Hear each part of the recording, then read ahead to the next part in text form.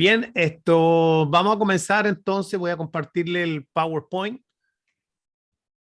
de esta interesante clase. Esta clase son alrededor de, yo pienso que vamos a estar metidos como unas 4 clases y he pensado dividirlas para que después los que no han podido entrar, porque con el cambio de horario que tuvimos en Miami, entonces es probable también que los hermanos de Colombia, los hermanos de Perú, hayan tenido también un cambio de horario y entonces por eso es que estamos todos como atravesados y el grupo es más pequeño hoy día. Entonces lo que pienso hacer es que estos videos, para que sean más digeribles, creo que los voy a editar como la clase dura como 1 hora, entonces 2 videos de 30 minutos, 35 minutos cada uno, cosa que lo puedan tomar y después puedan ver la otra parte poco a poco, porque muchos por el trabajo se complican. Así que vamos a este interesante estudio de lo que es la interpretación bíblica, que también es conocido como hermenéutica, ¿ok? La hermenéutica es la ciencia de la interpretación. Entonces, este es hermenéutica, el primer nivel, y les animo a que pongan mucha atención. Esto es solamente como, este curso que estamos haciendo ahora, es como, vamos a hablar a rasgos generales de lo que era hermenéutica. Así que les voy a pedir que silencien sus teléfonos, por favor, ¿ok? Listo. Vamos entonces, vamos a trabajar 3 preguntas bien importantes de la hermenéutica. Lo primero es, ¿dónde comienza la interpretación? ¿Dónde comienza la interpretación de la Biblia? Esa es la primera pregunta. Este señor se está preguntando ahí, ¿dónde comienza la interpretación de la Biblia? La segunda pregunta es, ¿cuál es la razón por la cual deberíamos estudiar la Biblia o cuáles son las razones? Quizá un plural es mucho mejor. Hay varias razones. ¿Por qué deberíamos ser estudiantes de la Biblia?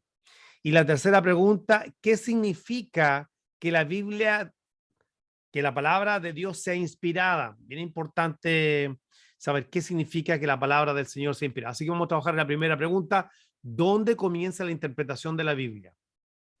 La respuesta es, todo comienza con la oración, es decir, no podemos separar el no orar antes de leer la Biblia, porque si bien es cierto, la Biblia es un libro, ¿cierto? Con diferentes géneros literarios, pero no es cualquier libro, la Biblia es la palabra de Dios, es Dios hablándonos a nosotros. Entonces, lo primero que nosotros tenemos que hacer es orar, pero ¿orar para qué? Aquí yo puse, por ejemplo, un iluminación versus revelación. ¿Para qué oramos nosotros? ¿Para que Dios nos revele su palabra o para que Dios nos ilumine la palabra? Bueno, nosotros oramos para que Dios nos ilumine, no que Dios nos revele. Y se usa mucho hoy día eso de revélame, Señor, Dios me reveló esto, Dios me reveló lo otro. Sin embargo, Dios hoy día no está revelando nada porque la revelación ya está completa. La palabra de Dios es la revelación de Dios hacia nosotros, la palabra escrita. Esa es su revelación. Y ese gran problema que tenemos hoy día, porque la gente piensa que todavía Dios sigue revelando cosas. Dios sigue revelando cosas. Entonces, pónganse a pensar por un momento, si Dios hoy día sigue revelando cosas, quiere decir entonces que todavía el canon de la Biblia no se ha cerrado y faltan cosas que agregar a la Biblia para completar la revelación. Pero la verdad es que no, hoy día Dios no está revelando nada. Dios hoy día lo que hace es iluminarnos. Por ejemplo, vemos esta oración que hizo el apóstol Pablo ahí en Efesios capítulo 1, verso 17 al 18. Dice, para que el Dios de para que el Dios de nuestro Señor Jesucristo, el Padre de gloria, os dé espíritu de sabiduría, sabiduría, y de revelación en el conocimiento de Él. Ahora, la pregunta que uno se debe hacer es, ¿cómo Dios me da sabiduría o espíritu de sabiduría y cómo Dios me da revelación? O sea, entonces, ¿hay una contradicción en lo que estoy diciendo? No, no, no, no. No hay una contradicción. El verso 18 nos explica, alumbrando los ojos de vuestro entendimiento. Entonces, cuando los ojos de nuestro entendimiento son alumbrados, podemos comprender la revelación de la palabra de Dios. Aunque también hay que considerar que cuando Pablo dijo esto para que Dios le dé espíritu de sabiduría y de revelación, obviamente que la revelación progresiva o el canon estaba en progreso. Hoy día lo que tenemos el verso 18, que es lo que es alumbrando. Dios alumbra el ojo de nuestro entendimiento para que conozcamos cuál es la esperanza a la que Él nos ha llamado y cuáles son las riquezas de la gloria de su herencia a los santos. Entonces, ¿qué es lo que tenemos hoy día? Hoy día tenemos iluminación. ¿Qué es lo que hace Dios? Dios alumbra el ojo de nuestro entendimiento. El Salmo 119, aquí lo puse aquí al ladito, Salmo 119, verso 105 dice, lámpara es a mis pies tu palabra y lumbrera en mi camino. Y hay otro salmo, el mismo Salmo 119, este me encanta, este me encanta. Mira lo que dice la exposición, Salmo 119, verso 130, la exposición de tu palabra que alumbra y hace entender a los simples, ¿ves? Alumbra, alumbrando los ojos de vuestro entendimiento. Entonces, antes que comencemos a estudiar la palabra del Señor o a leerla para aprender, debemos orar, debemos tener el hábito de decirle al Señor, Señor, ilumíname, alúmbrame el ojo del entendimiento. Recordarnos que tenemos un Espíritu Santo, que tu Espíritu Santo, ahora otra cosa, nota que tú le pides al Padre las oraciones, esto es como un paréntesis, nosotros oramos al Padre, en el nombre de su Hijo Jesús, en el nombre de Jesús, así es la oración. Y entonces, pues el Espíritu Santo tiene otra función, que es alumbrarnos. Lo que él escucha del Padre nos hace saber, por decirlo de alguna manera. En otras palabras, podríamos decirlo, bueno, Dios ha hablado en su palabra escrita y nosotros oramos al Padre en el nombre de Jesús para que su Espíritu Santo nos ilumine la palabra de Dios, nos ilumine, nos alumbre. Nosotros no oramos al Espíritu Santo y alguien dice, pero si el Espíritu Santo es Dios, ¿por qué yo no oro al Espíritu Santo? Porque cada persona de la Trinidad tiene un rol diferente. Son todos iguales. El Padre está sujeto al Hijo, pero ambos, el Padre y el Hijo son Dios. No son dioses, son Dios. Pero aunque uno está sujeto al otro, ¿verdad? Sin embargo, todos son iguales. Roles diferentes. Entonces, esto es como también como un entre paréntesis. ¿Cómo oramos? Jesús dijo que debíamos orar al Padre. Nosotros no oramos, por ejemplo, Jesús, te pido en el nombre de Jesús. Eso es unicismo, ¿ok? O unitarismo. O sea, ser unicista, eso tener una visión unicista de Dios y no trinitaria. Tampoco nosotros oramos al Espíritu Santo, oh, Espíritu Santo, ayúdame. No, o sea, no hay ninguna oración, hasta donde yo tengo memoria, dirigida al Espíritu Santo en toda la Biblia, ¿ok? Entonces eso es lo primero. La primera pregunta era, ¿por qué? ¿Dónde comienza la interpretación? Bueno, la interpretación comienza con la oración, ya lo vimos, ¿verdad? Orando.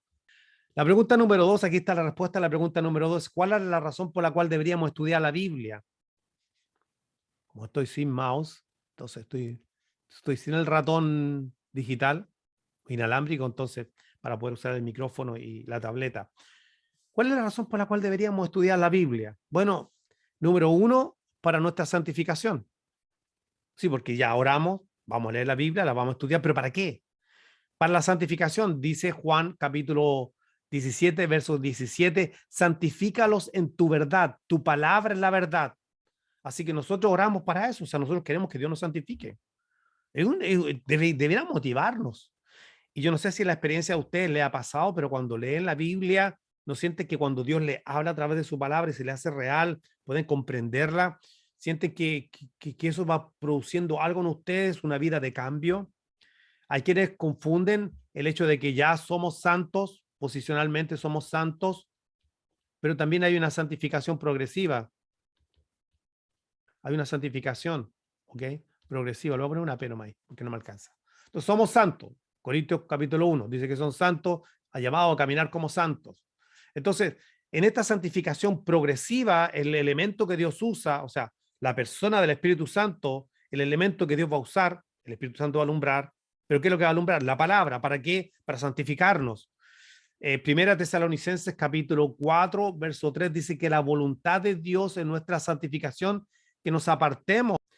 Hay quienes piensan solamente todo ¿cómo decir? En términos posicionales. Nuestra posición en Cristo. Nuestra posición en Cristo. Somos santos, pero nunca quieren hablar de la condición. Nuestra condición. Nuestra posición, somos santos, nuestra condición es que somos carnales vendidos al pecado, o sea, todavía tenemos un cuerpo que nos humilla. Entonces, una buena motivación es ¿por qué deberíamos estudiar la Biblia? Porque ella produce santificación en nuestras vidas. 2, estudiamos la Biblia para ser hacedores de ella. Y este texto, ojalá que nunca se lo olvide, Esdras capítulo 7, verso 10. Mira qué interesante lo que dice de Esdras. Dice que, porque Esdras había preparado su corazón para inquirir la ley de Jehová. 1, se puso a estudiar la palabra. Él tenía el corazón dispuesto para estudiarla, como están ustedes este día. 2, y para cumplirla. Mira, para cumplirla.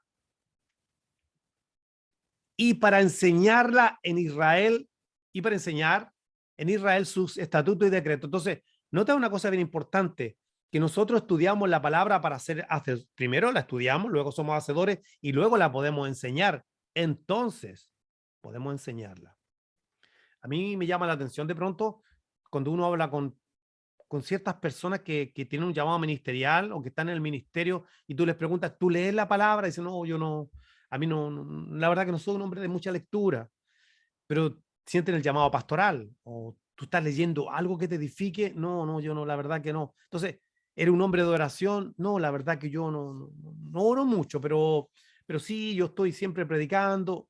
Entonces, uno se hace pregunta, ¿cómo es posible que hombres de Dios, tanto en el Antiguo Testamento como en el Nuevo Testamento, propusieron en su corazón estudiar la palabra, ponerla por práctica y entonces enseñarla? ¿Qué no, qué, ¿Por qué nosotros somos tan livianos en pasar a llevar estos principios que están en la Biblia? Que hombres de Dios lo hicieron, nosotros no podemos hacer menos, nosotros tenemos que estudiar la palabra del Señor, tenemos que cumplirla, tenemos que practicarla y entonces, solo entonces, la podemos compartir con alguien más. Y en el caso de Edras, obviamente, alguien que está en el ministerio. Sin embargo, esto se aplica a todos los creyentes. ¿Cómo lo sabemos? Porque Santiago, capítulo 1, verso 22, dice que debemos ser hacedores de la palabra y no solamente oidores olvidadizos. Tenemos que ser hacedores de la palabra. ¿Ok? Entonces, estamos viendo la segunda pregunta. La respuesta es, ¿cuál es la razón por la cual deberíamos estudiar la Biblia? Primero, la santificación. Segundo, porque tenemos que ser hacedores de ella. Y tercero, para crecer en la gracia y el conocimiento de nuestro Señor Jesucristo. Eso está ahí en el segunda de Pedro, capítulo 3, verso 18, que más crecer de la gracia y el conocimiento del Señor Jesucristo. Entonces ahí tenemos la segunda pregunta de las tres preguntas. ¿Dónde comienza la interpretación bíblica? Comienza en la oración. Otra cosa bien importante, una de las cosas que a nosotros nos separa de los animales es que fuimos creados por Dios a su imagen y semejanza, y en esta imagen y semejanza nosotros nos diferenciamos, entre otras cosas, de los animales porque a nosotros se nos dio la capacidad de interpretar. Nosotros podemos interpretar la realidad. Nosotros, si se ponen a pensar eso, nosotros interpretamos. Podemos ser malos intérpretes, pero toda persona que toma un libro, toda persona que lee la Biblia, ya la está interpretando. O sea, la leyó y se hace una interpretación de ella sin saberlo, ¿ok? Y la tercera pregunta que nos quedaría es, ¿qué significa que la palabra, que la Biblia sea inspirado? ¿Qué significa que la palabra de Dios sea inspirada? Ok. Significa que la palabra de Dios es inerrante, que está libre de errores. Significa que aunque Dios usó autores humanos, realmente el autor es Dios. Este es la fuente, es Dios mismo. Dios es el autor. Usó hombres como vehículos para escribir su palabra, pero Dios es el autor. Inerrante quiere decir que quiere decir que la Biblia está libre de errores. Ahora, nota esto, en los originales, ¿ok? En los originales. Y es importante recalcar eso, en los originales, porque de pronto pueden haber ciertas variantes textuales cuando ya veamos en una de las clases por qué hay tantas versiones de la Biblia o qué herramienta, qué Biblia es mejor para que estudiemos. Y podemos ver algunas ciertas variantes textuales, decir, bueno, ¿por qué este texto? Voy a dar, por ejemplo, algo. ¿Por qué Romanos 8.1 en la Reina Valera dice, ninguna condenación hay para los que están en Cristo Jesús, para los que no andan conforme a la carne, sino conforme al Espíritu? ¿Y por qué otras versiones solamente dicen, ninguna condenación hay para los que están en Cristo Jesús? Y no dice para los que no están, para los que no andan conforme a la carne, sino conforme al Espíritu. Entonces, lo que pasa es que hay variantes textuales, depende del texto que se esté usando, los manuscritos, depende de los códices. Los códices más antiguos no incluyen esa segunda frase, porque el Nuevo Testamento hay 27 interpolaciones, que quiere decir que hay textos variantes donde de pronto en otros manuscritos no se encuentran esas mismas palabras, ¿ok? Entonces, ¿qué significa que la palabra de Dios sea inspirada? Quiere decir que es inerrante, aquí tenemos, que es inerrante y que Dios es su autor. Ahora, esta pregunta que está aquí es muy interesante, ¿eh? ¿Hombres inspirados o la palabra es inspirada? Bueno, la verdad, si técnicamente lo que es inspirado es la palabra y no los hombres. Cuando uno va a la Reina Valera, ¿verdad? La Reina Valera, y uno lee la Reina Valera, segunda de Pedro, capítulo 1, verso 21, dice, porque nunca la profecía fue traída por voluntad humana, sino que los santos hombres de Dios hablaron siendo inspirados por el Espíritu Santo. Entonces, uno tiene la tendencia a pensar que realmente los hombres fueron inspirados, pero más bien a otras traducciones lo dicen, son inspirados en el sentido de que fueron movidos por el Espíritu de Dios a escribir, o sea, fueron el instrumento, fueron movidos, pero ellos no se inspiraron, ellos fueron el receptor de una palabra inspirada. Ahí donde habla que han sido siendo inspirados, se usa la palabra griega pero, que se usa también en Mateo 14:11, donde dice, fue traída a su cabeza, hablando con el Bautista, aquí estoy, y dada a la muchacha, ella la presentó a su madre. Entonces, esta palabra siendo inspirado, hablaron siendo inspirado, es más que nada movidos. Oh, no, aquí lo hice mal. Déjame borrar. Los santos hombres de Dios fueron movidos, llevados. ¿Ok? Eso significa. Ellos fueron movidos por Dios. Téngalo bien presente, ¿ah? ¿Por qué? Porque de pronto se cree que, cuando uno cree que entonces ellos fueron inspirados, de pronto piensa que hay inspiración, que hombres se pueden inspirar y en el sentido divino no se pueden inspirar. Hoy día no existen ni coritos inspirados, ni canciones inspiradas, ni alabanzas inspiradas, no existen libros cristianos inspirados, no hay nada inspirado. Lo único que fue inspirada fue la palabra que fue exhalada por Dios y fue depositada en estos hombres que fueron el medio que la recibieron. Me gustaría que ojalá que lo pudieran tener bien claro, ¿eh? Porque cuando uno lee la Reina Valera así como así, pero yo le invito a que busque, por ejemplo, una concordancia o que busque o compare con otras versiones de la Biblia y se dar cuenta que ellos fueron inspirados en el sentido de que fueron movidos por Dios, pero ellos recibieron la palabra inspirada. Lo que es inspirado es la palabra de Dios. Muchas personas también, y sobre todo dentro de los movimientos actuales, que tienen problemas con la inerrancia de la Biblia. Yo he hablado con gente que dice que son selectivos, que solamente algunos textos cogen. Hablamos una vez, creo que con mi esposa, estuvimos hablando con una persona, una mujer, que ella solamente estaba leyendo unas traducciones que eran unas traducciones Mirror Bible, la Biblia del espejo, que es una pésima traducción manipulada, donde, por ejemplo, cada vez que aparecía la palabra esclavo, pues no la traducen. ¿Por qué? Porque ellos tienen una idea de que Dios es un papá, lo cual es cierto, pero nosotros no somos esclavos de Dios, van interpretando algunos textos que un día vamos a ver, creo que dentro de estas clases. Entonces empezaron a buscar textos que solamente hablaban de la parte donde Dios te ama, Dios es bueno y un montón de cosas, sin embargo, ninguna parte donde te confronte. Entonces, cuando yo hablé con esta persona, me dijo, ¿es que acaso tú no sabías que la Biblia fue manipulada? Lo que tenemos nosotros hoy día es una Biblia alterada por hombres. Entonces, para este tipo de personas, solamente los versículos que hablan que Dios es amor y que Dios es bueno, es lo único inspirado y todo lo demás es palabra de hombre, porque para ellos no es inerrante, tiene fallas, ¿ok? Tiene fallas la Biblia y hay que saber encontrar, descubrir dónde está la revelación del amor de Dios y ese es el Evangelio y lo demás no es el Evangelio. De hecho, el movimiento de Gospel of the Inclusion, uno de sus promotores, que no lo voy a nombrar, pero él dice que lo de la Biblia no fue un libro inspirado, que los hombres fueron hombres que se inspiraron acerca de Dios. Fíjate la gran diferencia. Hombres inspirados acerca de Dios. Entonces, es muy diferente decir que la palabra de Dios inspirada a que hombres se inspiren. Bueno, pues si el hombre se inspiró, es como si esto fuera una poesía. Ahí tú le vas metiendo lo que tú quieres y algunas de esas cosas, pues, representan el consejo de la palabra de Dios. ¿Alguien tiene alguna pregunta hasta este momento? Ok, vamos a ver entonces, ustedes me pueden interrumpir cuando quieran. ¿Cómo es que interpretamos? Aquí estamos. ¿Cuál es la manera correcta de interpretar la Biblia? ¿Qué método? Estamos hablando del método. El método se llama histórico, gramático, literal. Hay otros métodos, pero para mí este es el método de interpretación. Cuando hablamos de histórico, nos estamos refiriendo a la audiencia original. O sea, nos montamos la historia, nos hacemos preguntas, ¿ok? Por ejemplo, mira, aquí estamos, ¿viste? Aquí estamos acá. Decimos, por ejemplo, ¿Quién es el autor? ¿A qué audiencia se le escribe? ¿Cuál era su idioma? Costumbres de la época, modismos, cultura. ¿Es Israel? ¿Es antes o después de la iglesia? O sea, no hacemos preguntas, nos metemos en el marco histórico. ¿Había un rey? ¿Habían reyes en esa época? ¿Ve? Estamos viendo la historia. ¿Era de Israel? ¿De qué es lo que era? ¿Del norte? ¿Del sur? ¿Era un pueblo pagano? Y así podemos aplicarlo a todo lo que es el Nuevo Testamento. Siempre tenemos que hacernos preguntas.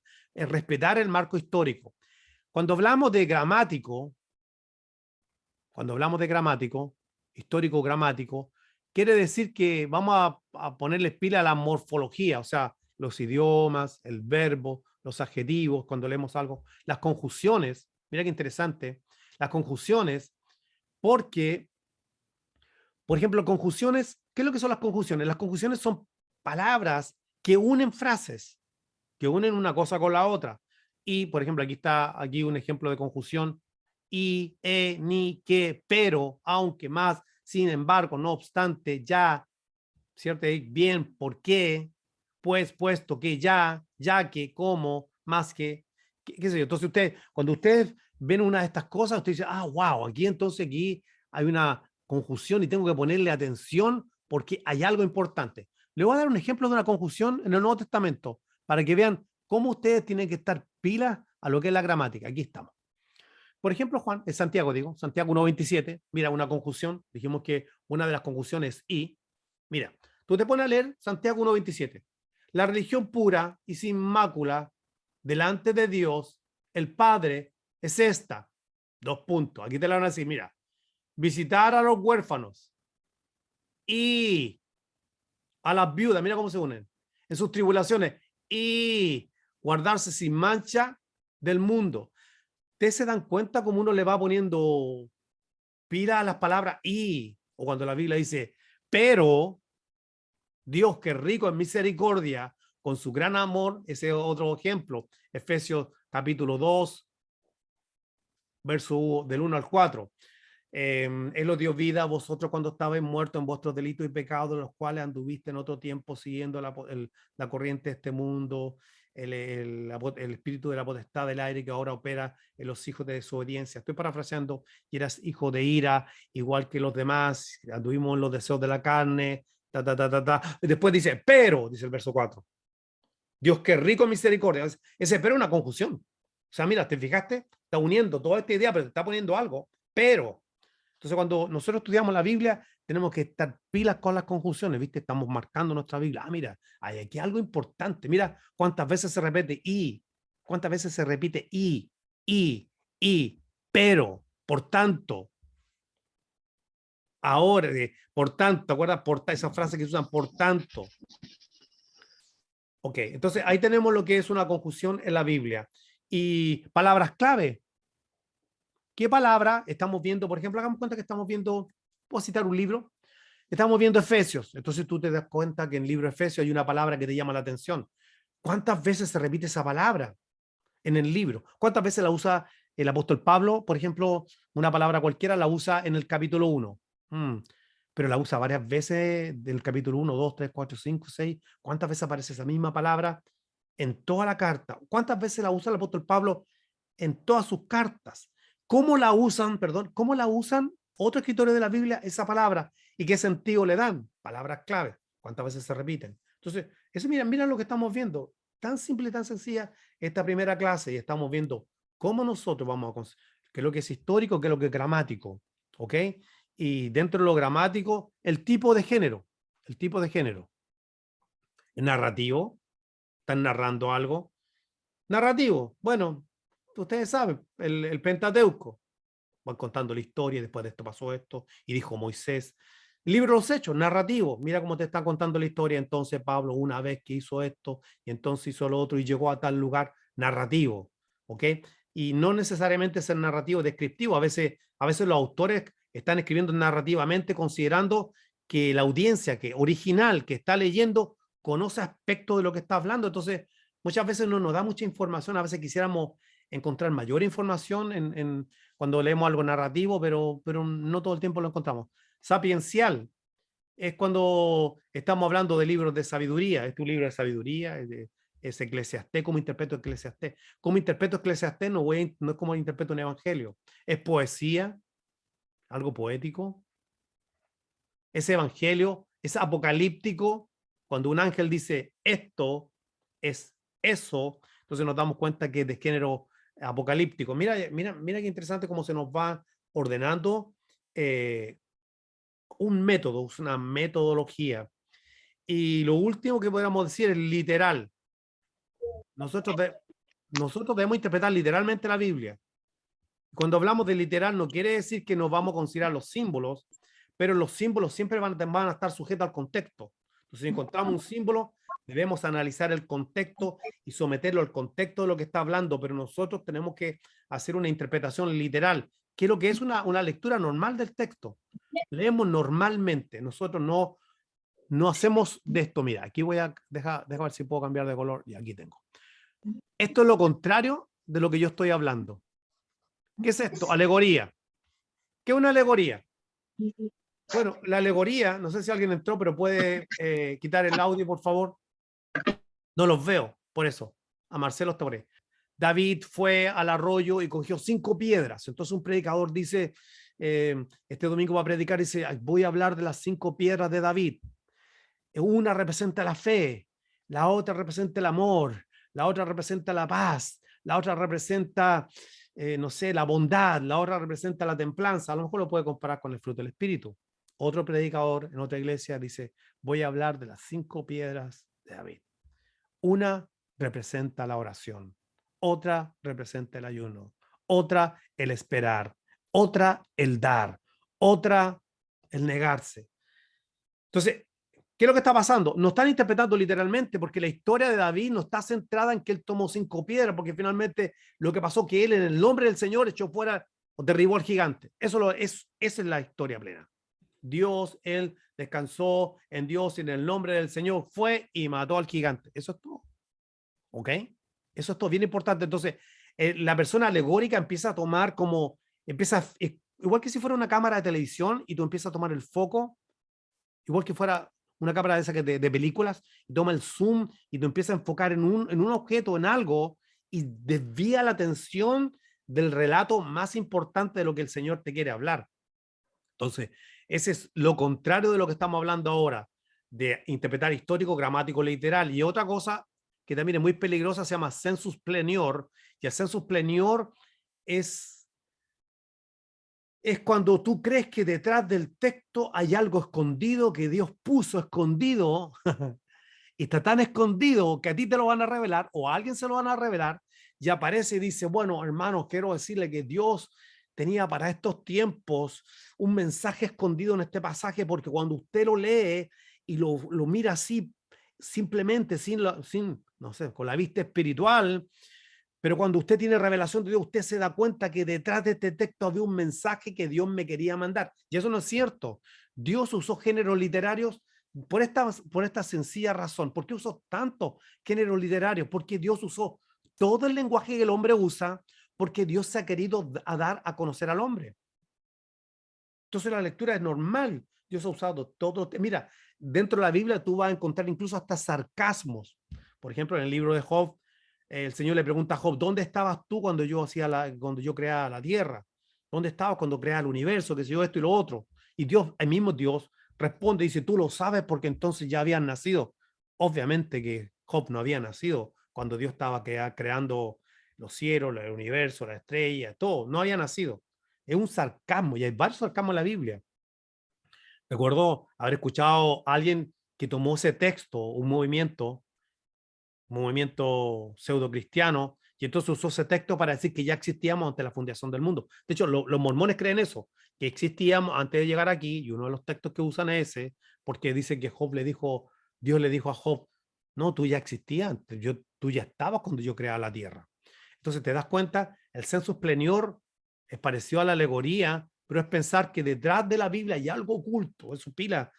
Los mensajes alegóricos son los que más gustan porque son llenos de chispa. ¿Ves? Tú dices, bueno, vamos a hablar hoy día de cuando Jesús multiplicó los panes y los peces. Y entonces le das por ahí y entonces empieza a buscar figuras y tiene a la gente cautiva. Pero sin embargo, si uno lo pasa por el filtro y dice, ¿cuánto de esto es histórico? ¿Cuánto de esto es gramático? ¿Cuánto de esto es literal? ¿Se está respetando esta norma de este método para interpretar la Biblia? Y ahí tú te das cuenta que muchos sermones caen dentro del plano de la alegoría. Simplemente no es lo que quiso decir Dios. Dios nunca lo dijo y deben ser desechados como que no es la palabra de Dios, porque no lo es, ¿ok? Bien, vamos, hasta ahí voy hasta el momento, están todos calladitos. ¿Qué es lo que es la hermenéutica? Pregunta, pregunta, Dale, Jorge. es que cuando usted estaba hablando acerca de el census plenior, Bueno, sí. se me venía a la mente cuando Jesús hablaba en parábola, ¿no es algo similar?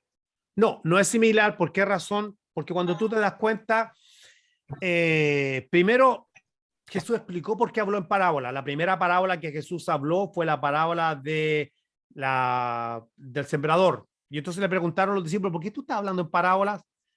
Entonces, le dice, para que se cumpla lo que dijo Isaías, porque son duros de corazón, para que viendo no puedan ver o escuchando no puedan entender, ni se conviertan. Entonces, ¿pero por qué Jesús le habló de esa manera? Porque el rey, él como rey había venido y fue rechazado. Entonces, lo que hizo fue ocultar las verdades espirituales por el rechazo y entregárselo a sus discípulos. Ya él le explicó todo. De hecho, podría Jesús no haberle explicado a nadie, pero se lo explicó a sus discípulos porque los otros le rechazaron. Esa es la respuesta de Jesús para el cumplimiento de Isaías capítulo 6. ¿Ok? Pero el census plenior es otra cosa, es leer la Biblia pensando que Dios tiene un código, que hay un número que significa algo, que Dios por algo, ¿te has fijado todos los programas que se hacen en la televisión donde de pronto empiezan a decir que hay una numerología y que empiezan a buscar el código secreto de la Biblia? No, todo eso no es de Dios. Dios Los nunca, Dios ufólogos nunca, sobre todo, ¿ah? los ufólogos sobre todo.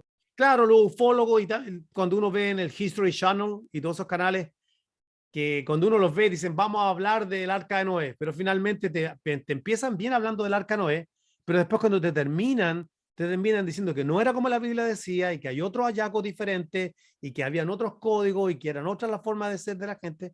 Y estos están diseñados para enganchar a la gente, para que les llame la atención, pero para desviarlos de la fe. En el caso del census plenior, realmente una interpretación es mala porque es como que nos está dando la autoridad a nosotros de reinterpretar. Eso es. El census plenior es la falsa autorización o el falso concepto que tiene alguna persona que nosotros tenemos la autoridad divina para reinterpretar un texto bíblico y verlo de una manera diferente. ¿Ok? Bien. Vamos entonces a lo que es la hermenéutica. La hermenéutica, ¿cuál es la diferencia entre hermenéutica y, si no les queda claro, me pueden seguir preguntando? ¿Cuál es la diferencia entre la hermenéutica y la exégesis? ¿Ok? ¿Cuál es la diferencia?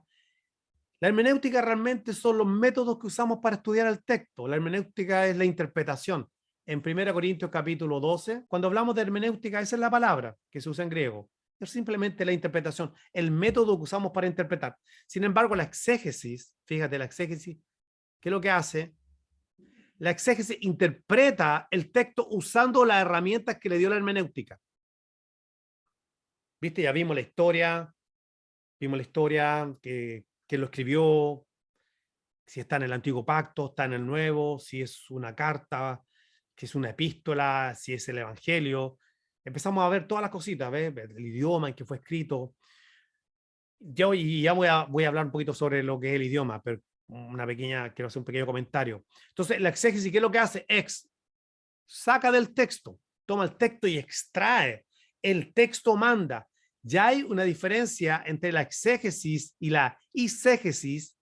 ¿Y qué es lo que es? Que la exégesis es lo contrario de la exégesis.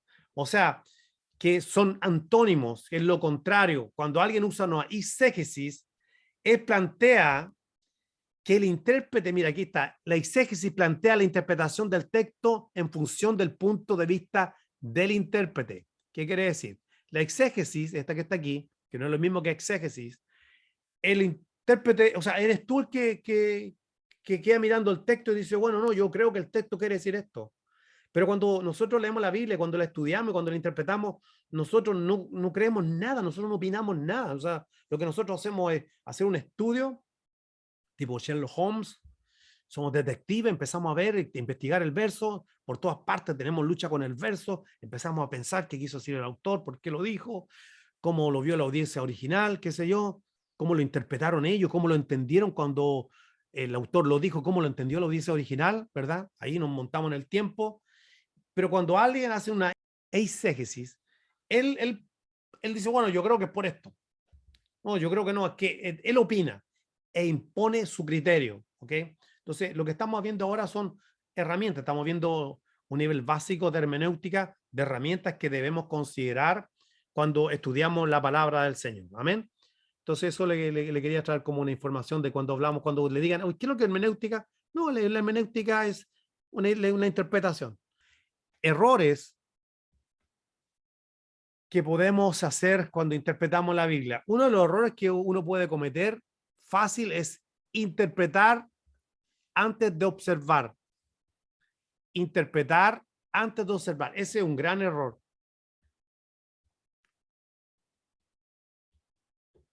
Es un tremendo error. Interpretar antes de observar. Nosotros no podemos interpretar. Nosotros primero tenemos que observar. Y al observar, nosotros tenemos que hacerle preguntas al texto. ¿Qué lo dijo? ¿Por qué lo dijo?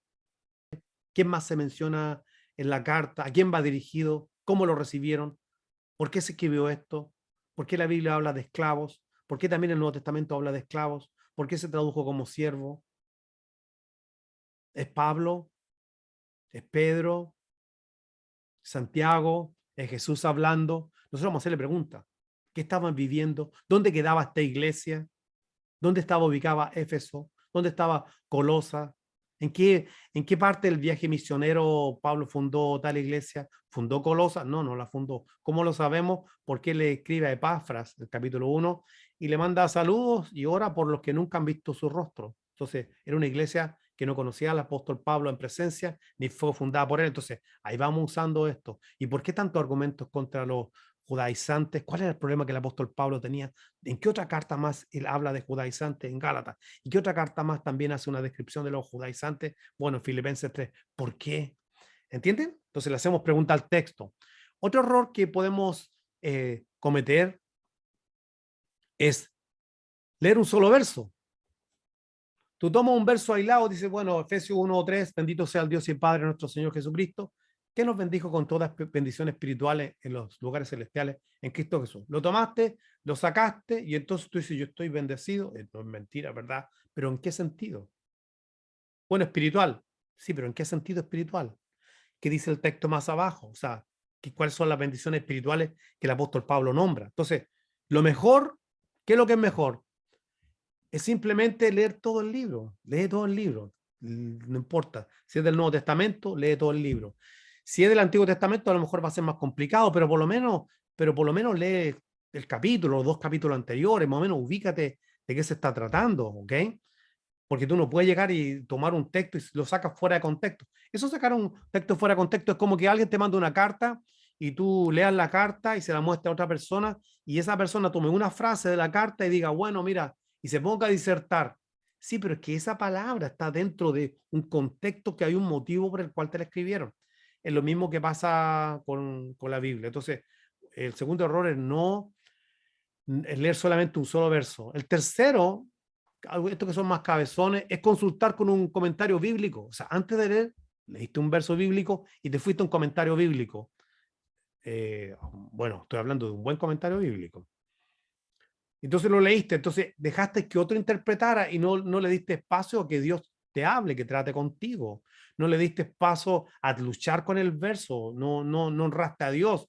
Te fuiste, digamos, te fuiste, como decimos en Chile, por la rama, te fuiste por la tangente, también dicen en Chile, le hiciste el quite, usaste un shortcut, un corto camino, y te evitaste una de las razones por las cuales leemos la Biblia. ¿Para qué? Para que Dios nos santifique. Había otra razón. ¿Para qué? Para ser hacedores de ella.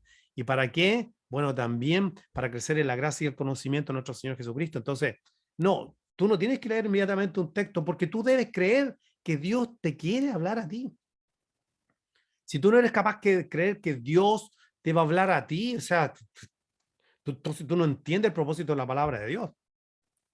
El cuarto error es contrario, jamás consultar un diccionario o consultar un comentario bíblico, ¿no? Después que tú hiciste toda esta investigación, hiciste pregunta al texto, hiciste el método histórico, gramático, literal, entonces tú llegaste a una conclusión del verso bíblico, del pasaje, de la carta, y entonces tú consultas, tienes la humildad de consultar con un comentario bíblico. Yo tengo mi Biblia MacArthur y después que yo leo algo, entonces saco mi conclusión y la comparo y digo, ah, mira lo que dice él. Porque debo tener la humildad de saber, obviamente, que hay personas que saben más que uno. Obviamente que sí. Ahí también tengo, por ejemplo, el comentario cultural del Nuevo Testamento. De pronto leo algo y saco mi propia conclusión, pero lo consulto luego, entonces lo consulto con un comentario cultural y digo, ah, es que lo dijo por tal razón. Las mujeres, por ejemplo, daré un ejemplo. Las mujeres pónganse velo o déjense crecer el pelo y si se lo cortan, pónganse velo. ¿Pero por qué? Bueno, yo puedo llegar a una conclusión de decir, bueno, porque, no sé, a lo mejor era como muy sexy. Pero si me pongo a estudiar un poquito y empiezo a comparar, ah, bueno, en ese tiempo se dice que las prostitutas de los templos se rapaban el pelo como un signo de erotismo. También se dice que, entonces empiezo a buscar varios comentarios de varias personas y digo, ah, me enriquezco. Entonces yo digo, ya, solo entonces digo, ah, bueno, mira, voy a usar esto como referencia. Y cuando lo cito, si se lo comparto a alguien o en el caso de los que prediquen, tengo que decir, mira, aprendí en tal lugar tal cosa, de acuerdo a tal autor, él lo dice. Entonces tú no dices, tú no, no aparece aquí como que tú sabes mucho y le cuentas a otra persona, le dices, tú supiste que en el tiempo de Jesús tal cosa, por eso que lo dijo, no, tú tienes que tener la humildad que como tú no tuviste en el tiempo de Jesús y tú estás usando el comentario de alguien más, entonces tú debes decir, mira, ahí está el autor que dice que pudiera haber sido de esa manera, entonces imagínate, entonces eso es también de ser honesto, ¿ok? Este es el punto número 5 importante dentro de los errores que se cometen cuando uno interpreta. Es confundir la vida cristocéntrica con la hermenéutica cristocéntrica del Antiguo Testamento. ¿Qué quiere decir? Aquí voy a hacer una línea, aquí voy a hacer una cruz, aquí voy a poner el Antiguo Testamento, aquí le voy a poner el Nuevo Testamento, aquí mejor lo voy a poner el Antiguo Pacto, aquí le voy a poner el Nuevo Pacto, y entonces aquí vamos a decir que el Nuevo Pacto comienza en la cruz, porque sin derramamiento de sangre, ahí se inaugura, ¿verdad? No hay remisión de pecado, y entonces ahí comienza el Nuevo Pacto, de acuerdo a Gálatas 4:4, también Cristo vino nacido por mujer bajo la ley. Entonces Jesús ese tiempo vivió bajo la ley, ¿ok? Entonces, cuando nosotros hablamos del Antiguo Testamento, estamos considerando desde Génesis hasta Malaquías. Nuestras vidas deben ser cristocéntricas alrededor de Cristo. Nuestras vidas tienen que ser cristocéntricas. Cristo es el centro de nuestras vidas, ¿ok? Cristo es el centro de nuestras vidas. Sin embargo, cuando hablamos de la hermenéutica, que es la interpretación del antiguo pacto, no es cristocéntrica. No puede ser cristocéntrica, es cristotélica y se lo voy a explicar. Voy a cambiar de color. Cristotélica, y le voy a explicar qué significa eso. Télica, así le llaman, ¿eh?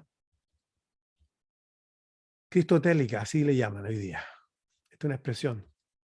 Abner Cho se llama, que ha escrito un libro muy interesante sobre la hermenéutica del Antiguo Testamento. Estamos aquí en este punto. ¿Qué quiere decir cristotélica? Que los textos del Antiguo Testamento no son cristocéntricos, no, son cristotélicos, apuntan hacia Cristo. Ellos apuntan, el Antiguo Testamento, los versos apuntan, pero no están centrados en Jesús. ¿Por qué no estaban centrados en Jesús? Porque no, la Biblia del Antiguo Testamento no todo habla de Jesús. Y cuando dice, pero ¿qué tiene que ver esto? O sea, no importa para nada. Tiene mucho que ver, aunque uno piense que no tiene nada que ver, tiene mucho que ver, porque cuando no, o como hay quienes piensan que el Antiguo Testamento debemos interpretarlo cristocéntricamente, entonces tratan de ver en cada pasaje a Jesús, y cuando no lo encuentran, ¿qué tienen que hacer? ¿Qué se le ocurre a ustedes? Cuando no encuentran, a ver si lo tengo aquí, cuando no encuentran a Jesús en un verso bíblico, tienen que hacer esto, alegorizarlo. Entonces el arca de Noé no tenía timón. ¿Por qué no tenía timón? porque Jesús era el timón del arca. ¿Entiendes lo que quieren decir? O sea, Eso tiene era un pastor. La alegoría entonces vendría siendo como inventar una historia. Que no, claro, en la alegoría eso es lo que estamos haciendo. La alegoría lo que está haciendo es inventar, darle una figura. Esa es la alegoría, donde tú tomas una imagen y la conviertes en otra cosa. Tomas esto y lo conviertes en otra cosa. Eso es la alegoría, ¿ok? Alegoriza el texto. Dice una cosa diferente, ¿ok?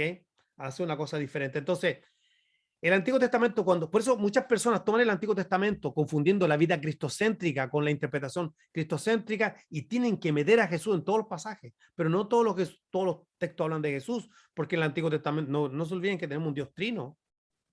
Entonces, habla del Padre, habla de Dios, habla de Jehová. ¿Ok? Habla del Espíritu de Dios. Habla de otras cosas también. O sea, le voy a dar un ejemplo quizás lo que se me está viniendo a la mente, que es Cantar de Cantares. Cantar de Cantares. Mira, Cantar de Cantares, ¿qué representa Cantar de Cantares? Bueno, histórico, gramático, literal. Cantar de Cantares representa el amor entre un hombre y una mujer. Punto. El amor erótico, sexual dentro del matrimonio. Listo. Cuando ustedes leen Cantar de Cantares, la rosa de Sarón y el lirio de los valles no es Jesús. Léalo. Pero el cristocéntrico del Antiguo Testamento va a decir que realmente Cantar de Cantares representa el amor entre Dios y entre Jesús y la iglesia. ¿Qué es lo que está haciendo él? Él no está usando una interpretación histórico, gramático, literal. Él lo está haciendo una alegoría. Los judíos decían que Cantar de Cantares representaba el amor entre Dios e Israel. ¿Qué es lo que están haciendo? Una alegoría. ¿Qué es lo que me dice a mí una lectura normal, histórico, gramático, literal, que representa el amor entre un hombre y una mujer? Entonces, ¿te diste cuenta cómo tenemos forzadamente, cuando interpretamos el Antiguo Testamento cristocéntricamente, tenemos que forzar el texto, tenemos que hacer violencia al texto, violentar la palabra del Señor para que diga lo que queremos que diga?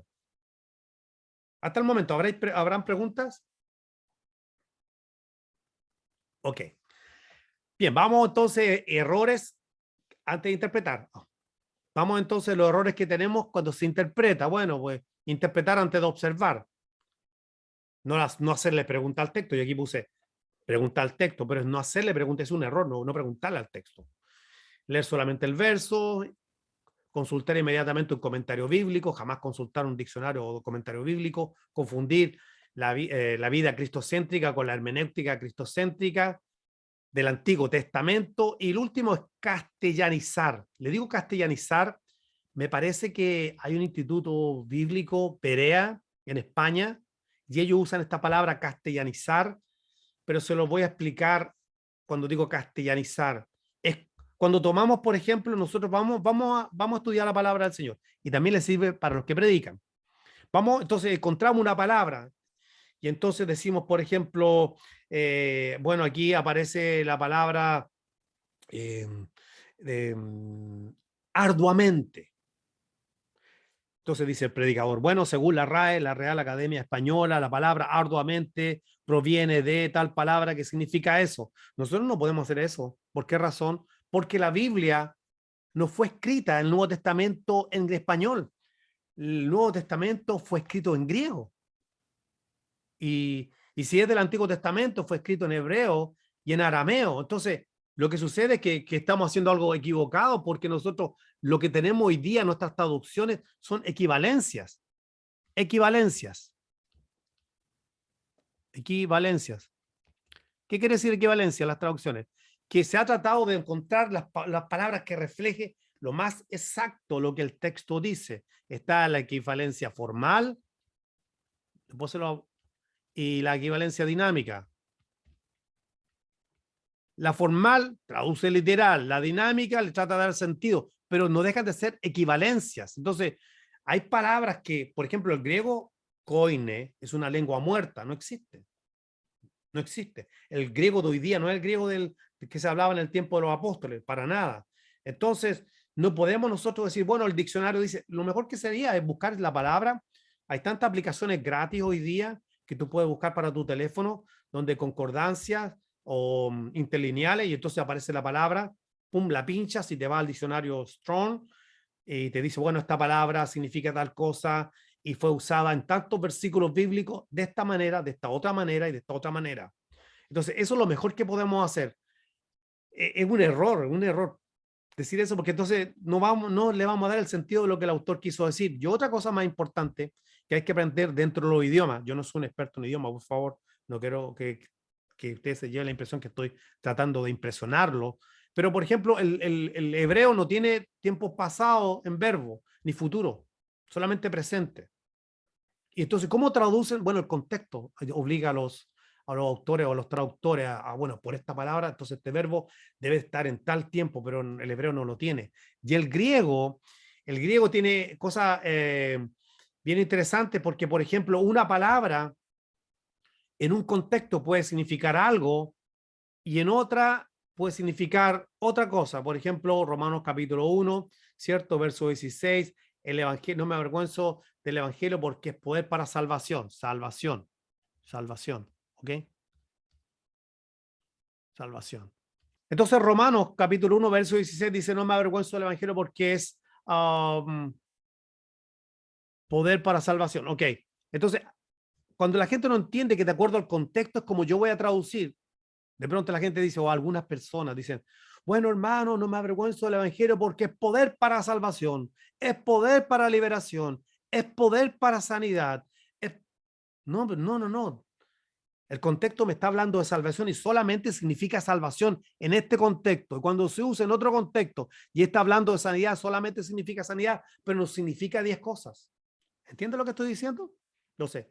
Cuando hablamos de castellanización o castellanizar, estamos hablando de hispanizar, de tomar la Biblia y la estamos estudiando y buscamos un diccionario y decimos, bueno, pues entonces el diccionario RAE dice la Real Academia Española que la palabra esta significa tal cosa. No, tenemos que buscar entonces un interlineal y ver qué significó la palabra y ver todos los pasajes, cómo fue usada en cada pasaje y así nos hacemos una idea más o menos general de lo que es lo que el autor quiso decir, ¿ok?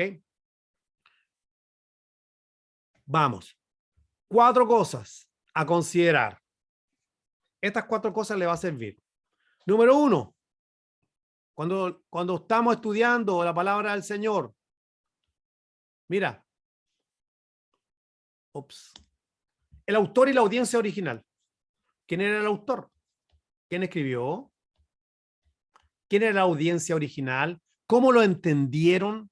¿Cómo ellos entendieron cuando leyeron lo que se les pasó? ¿Cómo lo leyeron? Cuando lo leyeron los hermanos de Éfeso, o cuando lo leyeron, no sé, los hebreos cuando leían algo. ¿Cómo lo entendían cuando leían un salmo? ¿Cómo lo entendían? ¿Cómo lo entendía cuando qué quiso transmitir el autor? Mira, fíjate esta palabra, ¿qué significó? ¿Y por qué la puse en pasado? No qué significa.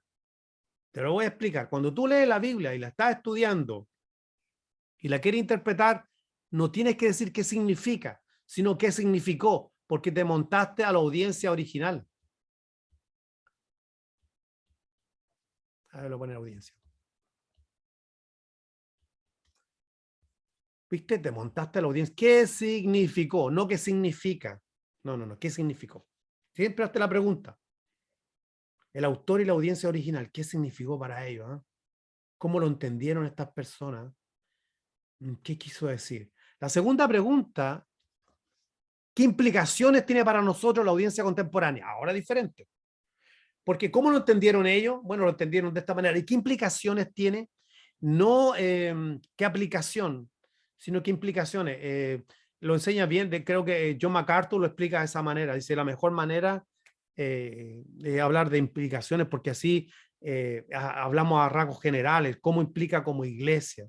Cuando hablamos de aplicaciones, cómo lo aplico a mí. Pero como yo lo aplico a mí, sería diferente cómo lo aplicarías tú. También Josiah Grumman, el profesor, también enseña de la misma manera, que debemos de ver qué implicaciones tienen en nuestra vida el texto que estamos leyendo. Porque eso es como, cuando hablamos de implicaciones para la audiencia contemporánea, es como Dios me habla hoy. Dios siempre me quiere hablar hoy. Y el autor de Hebreo, me gustó un ejemplo que da el pastor Sugel Michelén en el libro Delante de Dios y de parte de Dios, citando Hebreos 3:13. No, no es Hebreos 3:13, es Hebreos 3:7 y 8. Esto está mal.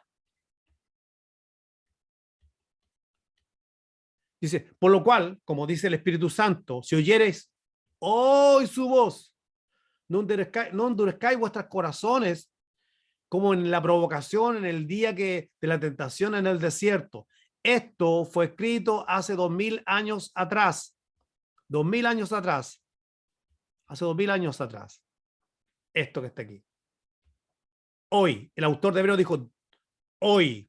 Dios les quería hablar hoy. Sin embargo, le está citando al autor de Hebreo algo que había sido escrito como 1000 años atrás, más o menos. En el Salmo 95 dice lo mismo. No endurezcáis vuestros corazones hoy. La diferencia es que aquí en Hebreos 3, el autor de Hebreos dice, por lo cual dice el Espíritu Santo, lo cual quiere decir que el Salmo 95 también lo dijo no, el Espíritu Santo. Y cuando el salmista cita eso mismo, que Dios hoy nos quiere hablar, está tomando en cuenta Éxodo 17, del 1 al 7, donde tiempo atrás, eso fue, creo que el Éxodo fue en el 1445, espero que no equivocarme en esa fecha. Pero entonces miren lo que estamos hablando, o sea, hace 2000 años el autor de Hebreos dijo, hoy Dios nos quiere hablar, o sea, hoy, no si oyereis hoy su voz. El salmista, como 1000 años antes más o menos, también dijo, hoy, si oyere hoy su voz. ¿Y de qué se refiere? A otros casi, no sé, no son 1000 años más para atrás, pero si el Éxodo fue como unos 500 años más atrás de Salmos, más o menos, depende de cuándo haya sido escrito. Entonces, nosotros debemos tener en mente eso, que así como el autor de Hebreos dice que Dios en ese tiempo le hablaba hoy, nosotros debemos esperar que Dios nos hable hoy día también. Hay quienes solamente se quedan en el hecho de que, bueno, ¿qué es lo que quiso decir la audiencia original? Y ya, entonces esto no es para nosotros y Dios no tiene nada que decirnos. Y ese es un gran error. De pronto la gente se llena de tanta información, que lo único que empieza a tirar los contextos, bueno, fue dicho por esto. Y ahí lo dejan. No, pero ¿y ahora? ¿Cómo Dios me habla a mí? ¿Qué de esto me habla a mí? ¿Qué principio de ahí? ¿Hay un principio cultural? ¿Hay un principio eterno? ¿Verdad? ¿Hay algo de eso que se aplica a mi vida o tiene implicaciones como iglesia hoy día nosotros, que es cultural? Bueno, hoy día no tenemos esclavos, entonces yo puedo decir, bueno, pues los siervos sométanse a sus amos. Bueno, pues hoy día no tenemos esclavos. ¿Qué implicaciones tiene? Bueno, que Dios espera que nosotros, a quienes sirvamos, ya sea en el trabajo, bueno, pues les sirvamos como servir al Señor. ¿Te diste cuenta de la implicación? Obviamente no pudimos irnos tan directo, pero vimos cómo lo entendieron ellos. ¿Cómo lo entendieron? Los esclavos se tienen que someter en ese tiempo. Imagínate, Filemón es una carta, de eso se trata Filemón, de Onésimo, que como esclavo fue enviado nuevamente a su amo, pero ahora servirle como hermano la fe. ¿Ok? Bien. Tercera pregunta importante a considerar cuando estudiamos la palabra del Señor.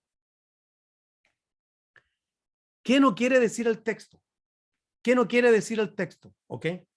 ¿Qué no quiere decir el texto? Entonces, por ejemplo, si estamos estudiando algo y vemos que la mujer calle en la iglesia porque esto manda la ley, o no, voy a usar mejor otra cosa más.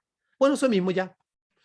Vamos a no usar Corintios, sino que vamos a decir, por ejemplo, no permito, cuando Pablo le dice a Timoteo, no permito que la mujer enseñe al hombre, sino que esté en sujeción. ¿Qué quiere decir qué no quiere decir el texto? No quiere decir que la mujer es inferior. No quiere decir eso. No quiere decir eso. Quiere decir que tenemos roles diferentes, pero podemos ser, digamos, aunque tengamos roles diferentes, tenemos el mismo acceso a la presencia de Dios. O sea, ella no es inferior. ¿Qué no quiere decir el texto? Debemos siempre preguntarnos eso. Y la última pregunta que deberíamos hacernos, ¿qué más dice la Biblia sobre el tema? ¿Qué más dice la Biblia sobre el tema? Porque, bien chiquito nomás, ¿ok? Voy a usar Juan 14:14. Si algo pidiera en mi nombre, yo lo haré. ¿Ok? Listo. Entonces, si nosotros solamente tomamos este texto, entonces decimos, bueno, Dios me lo va a dar porque Jesús lo dijo. Sí, pero ¿qué más dice la Biblia sobre la oración? ¿Qué más dice la Biblia sobre la voluntad de Dios?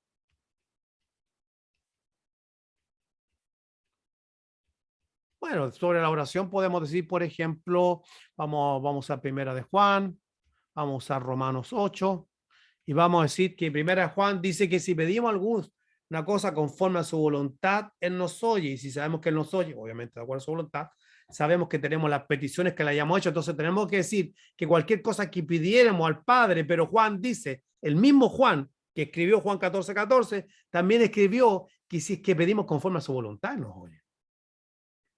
¿Será el único que habló de eso? No, porque el apóstol Pablo en Romanos 8 dijo que no sabíamos pedir como conviene, por eso el Espíritu Santo intercede por nosotros con gemidos indecibles, porque conforme a la voluntad de Dios, intercede por los santos. O sea, entonces, es mucho más amplio el tema, ¿verdad? ¿Te das cuenta? No solamente podemos tomar un texto como si fuera el pan de vida y decir, mira, bueno, dice Juan 14:14 esto, entonces ya, esto es, lo que yo le pida me lo va a dar. Sí, pero es que es una irresponsabilidad porque alguien puede pedir algo malo, ¿o no? ¿No pudiera hacer un deseo malo? Oh, Señor, estoy cansado de esta mujer que tengo, dame una mejor esposa. ¿Es un deseo malo? ¿Una mala petición? Santiago dice, pedí, no recibí porque pedí para vuestro deleite, pedí mal. Entonces te das cuenta, otra cosa más que dice la Biblia sobre la oración, que a veces podemos pedir y no recibir porque pedimos mal. Entonces, es bien importante considerar estas 4 preguntas cuando estamos estudiando y interpretando la Biblia. Número 1, el autor y la audiencia original. ¿Cómo lo entendieron? ¿Qué quiso decir el autor? ¿Qué significó? 2, ¿qué implicaciones tiene para nosotros la audiencia contemporánea ahora? ¿Qué no quiso decir el texto? ¿Y qué más dice la Biblia sobre el tema? Ok, aquí estamos en un verso muy conocido. Ahora vamos a tratar de poner en práctica estos últimos minutos esta lección. Salmo 37, verso 4. Deleítate a sí mismo en Jehová y Él te concederá las peticiones de tu corazón. ¿Ok? Entonces tenemos que hacernos preguntas. ¿Cuáles preguntas? Bueno, ¿quién escribió? ¿Quién fue el salmista que escribió esto? Entonces tenemos que hacer una investigación. Fue David. A veces uno dice, David dijo en el salmo, pero no todos los salmos son de David. O sea, hay 73 salmos que son de David. Hay uno que es de Moisés, 2 de Salomón. ¿Quién lo escribió? ¿Qué son los salmos? Bueno, los salmos eran canciones, eran cosas que se escribían para ser cantadas con instrumentos de cuerda. Por lo habitual, tenían como frases cortas de pronto para que se memorizaran, ¿ok? Y había un juego de palabras, ¿ok? Para que con el primer verso se mezclara con el segundo. Y así, entonces, se decía la misma palabra, pero después se decía de otra manera, era para recalcar. Pero todos los salmos son eso, son cánticos, alabanza, oración, del griego salmoi, como lo traduce la Septuaginta, o Tehilín en hebreo. ¿Ok? Entonces nos hacemos preguntas, bueno, ¿qué son los salmos? ¿Quién lo escribió? ¿Cómo estaban divididos y por qué? Yo no sé, bueno, ¿y qué tiene que ver cómo están divididos? Es bien interesante sobre cómo estaban divididos. Originalmente estaban divididos en 5 libros y todos terminaban en una doxología. ¿Qué quiere decir una doxología? En una alabanza. Entonces, ¿y por qué en 5 libros? No se sabe exactamente, aunque hay quienes piensan que era como los dividieron, ¿verdad? En esa época, los judíos, como para recordar los 5 libros del Pentateuco, la ley, ¿verdad? Como para tener en mente el Pentateuco. Y algunas Biblias todavía dicen, no sé si usted de repente se encuentra con su Biblia y dice, libro primero, está leyendo Salmos, libro segundo, libro tercero, es por eso mismo, mira. Dentro de los Salmos, bueno, ya dije, hay 2 de Salomón, 10 de los hijos de Coré, en fin, no todos son de David, pero casi la mitad son de David, increíble. Hay un montón también que son sin autor. ¿Cómo estaban divididos los libros? Estaban divididos de esta manera. Aquí estamos. Del Salmo 1 al 41, del Salmo 42 al 72, del Salmo 73 al 89, del Salmo 90 al Salmo 106, del Salmo 107 al Salmo 150. Yo les dije que terminaban en doxología, o sea, vean ustedes después en su Biblia, después yo edito el video, ustedes revisan, y vean cómo termina el Salmo 41, por ejemplo, en el verso 13. Doxología, alabanza, todos terminan así. Bendito sea Jehová, el Dios de Israel, por los siglos de los siglos. Amén y amén. Termina una doxología. Mira cómo termina el segundo libro. Este es el primero, segundo, tercero, cuarto y quinto. Mira cómo termina el segundo libro. Salmo 72, los últimos versos 18 y 19. Solamente 2 ejemplos voy a dar Bendito Jehová Dios, el Dios de Israel, el único que hace maravillas. Bendito su nombre glorioso para siempre. Y toda la tierra sea llena de su gloria. Amén y amén. Cuando ustedes vean esas expresiones, bendito sea Dios, bendito sea el Señor, en el Nuevo Testamento, que son doxología, ¿ok? Son alabanzas. Bueno, los salmos estaban compuestos así, entonces cuando uno se pone a estudiar salmos, tiene que volver a pasarle todas las preguntas que ya hemos visto. ¿Qué lo escribió? ¿Qué son los salmos? ¿Cómo están divididos? ¿Cómo lo entendió la audiencia original? ¿Verdad? ¿Qué cultura debemos entender dentro de las palabras que se usan? Y creo que tenía algo más dentro de aquí de información de los salmos. Vamos a pasar a la última parte. Según el profesor Lucas Alemán, aunque hay más salmos, sin embargo, los salmos se podían dividir en tres tipos de salmos, ¿ok? El salmo de alabanza es un tipo de salmo. ¿Y qué hace? Invita a otros a alabar al Señor. Mira el Salmo 95, verso 1 al 3. Venid, aclamemos alegremente. Mira, está haciendo una invitación. Venid. Aclamemos alegremente a Jehová, cantemos con júbilo a la roca de nuestra salvación.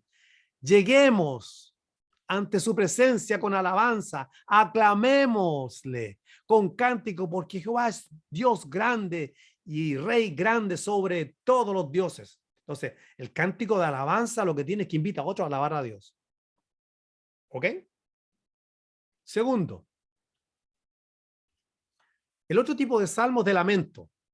El salmista se siente abandonado, se queja de él y se queja de otro. ¿Ok? El Salmo 42, verso 5, ¿por qué te abates, alma mía? ¿Por qué te turbas dentro de mí? Y entonces empieza a hacerse preguntas, ¿dónde está su Dios? Y un montón de cosas. Son salmos de lamento. Ahora, nota, quiero decir algo interesante, que en los salmos es la palabra de Dios inspirada, pero es el hombre hablando a Dios. Eso debemos considerarlo. Hay intervenciones de Dios proféticas. Empieza con el Salmo primero, el Salmo segundo, alusiones al Mesías, y van creciendo hasta que finalmente después llegamos al Salmo 150. Va todo así avanzando, hasta que llega una gran alabanza. Sin embargo, los salmos son cosas que el hombre le dice a Dios. Hay muchas cosas que uno de pronto no entiende. ¿Y por qué dijo esto? Es que es el hombre hablando a Dios, pero la palabra Dios inspirada. Y de ahí que vemos salmos de lamento. ¿Por qué se queja el salmista? ¿Cuál es la condición? ¿Qué le está pasando? ¿Por qué se queja? Entonces, el tercer tipo de salmo es el salmo de acción de gracia, donde Dios es alabado por la liberación. ¿Ok? Mira el Salmo 18. Mira. Te amo, dice el salmista. Oh Jehová, fortaleza mía. Jehová, roca mía, castillo mío y mi libertador. Dios mío, fortaleza mía, en él confiaré.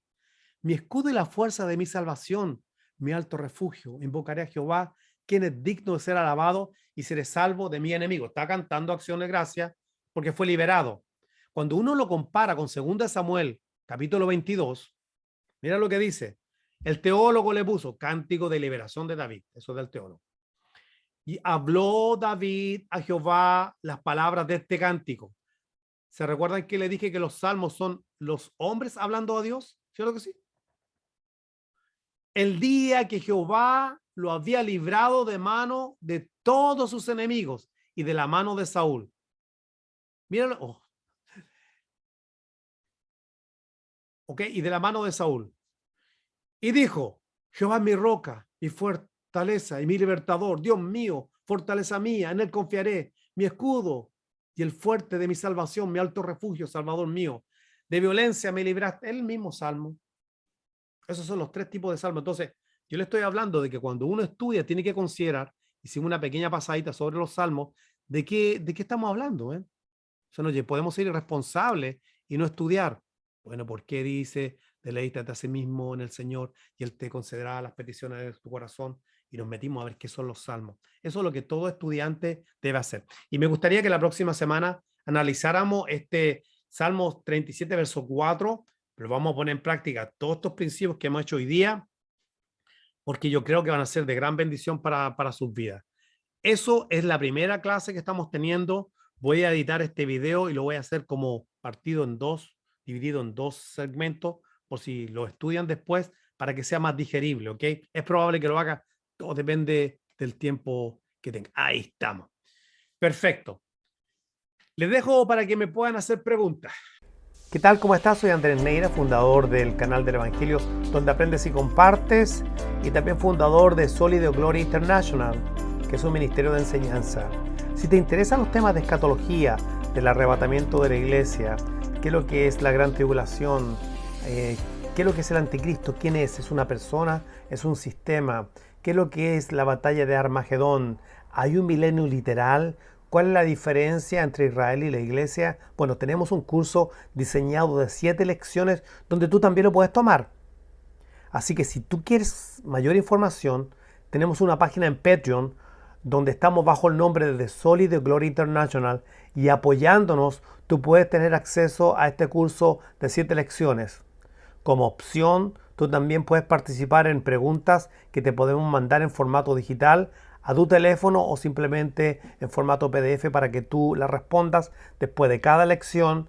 Y como una manera de incentivarte el estudio de la escatología y la profecía bíblica, tenemos nosotros un certificado para premiar tu esfuerzo en el estudio de la palabra del Señor. Lo único que tienes que hacer es simplemente visitar nuestra página en Patreon bajo el nombre de Soli Deo Gloria International. Aquí hay un enlace en la descripción del video donde tú puedes acceder directamente a nuestra página. Te damos gracias por el tiempo de haber visto este video, y en nuestra oración de que tú puedas seguir creciendo en la gracia y el conocimiento de nuestro Señor Jesucristo. En el canal del Evangelio solo le damos la gloria a Dios, por eso decimos Soli Deo Gloria.